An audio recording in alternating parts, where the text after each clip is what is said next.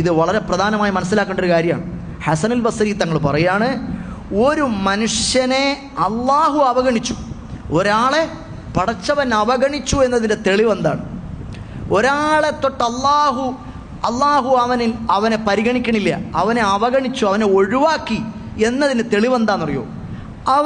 അവൻ്റെ ജീവിതത്തിൽ അനാവശ്യമായ കാര്യങ്ങൾക്ക് എപ്പോഴും ഇമ്പോർട്ടൻസ് കൊടുക്കും. നല്ല സമയം കിട്ടിയാൽ നിസ്കരിക്കുമോ?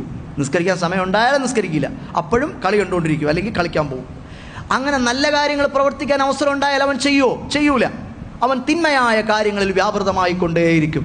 വിശേഷിച്ച് പുണ്യമാക്കപ്പെട്ട ദിവസങ്ങളിൽ, പുണ്യമാക്കപ്പെട്ട സമയങ്ങളിൽ ഒക്കെ. ഇപ്പോൾ ലൈലത്തുൽ ഖദറിൻ്റെ അന്ന് അവന് സമയം ഉണ്ടാവില്ല, അവൻ വേറെന്തോ കാര്യത്തിനായിരിക്കും.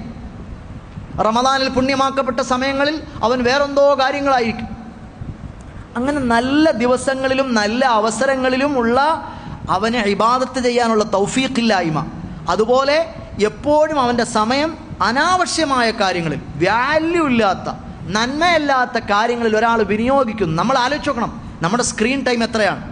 അതൊക്കെ നമ്മുടെ മൊബൈലിനകത്ത് ചെക്ക് ചെയ്യാൻ പറ്റും. ഇന്ന് രാവിലെ നേരം വെളുത്ത് എത്ര കാര്യങ്ങൾ ഞാൻ ചെയ്തു, ഞാൻ എന്തൊക്കെയാണ് വിനിയോഗിച്ചത്, എത്ര ടൈമാണ് സ്പെൻഡ് ചെയ്തത്, കൃത്യമായിട്ട് അതിനകത്ത് രേഖപ്പെടുത്തിയിട്ടുണ്ട്.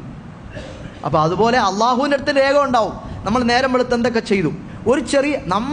ഒരു മനുഷ്യൻ്റെ ജീവിതത്തിൽ 70 വയസ്സുവരെ ജീവിക്കുന്ന ഒരു മനുഷ്യനെ അയാളെ ജനനം മുതൽ മരണം വരെ ഒരു വീഡിയോയിൽ ഷൂട്ട് ചെയ്താൽ അതൊരു ചെറിയ ചിപ്പിനകത്താക്കി സൂക്ഷിക്കാൻ ഇന്ന് ആധുനിക ലോകത്തിന് മൈക്രോ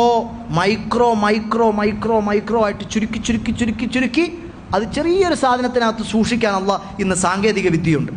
ഇത് കാണുമ്പോൾ നമ്മൾ എന്ത് മനസ്സിലാക്കണം? അല്ലാഹു തആല നമ്മുടെ എല്ലാ കാര്യങ്ങളും കൃത്യമായി രേഖപ്പെടുത്തി വച്ചിരിക്കുകയാണ്.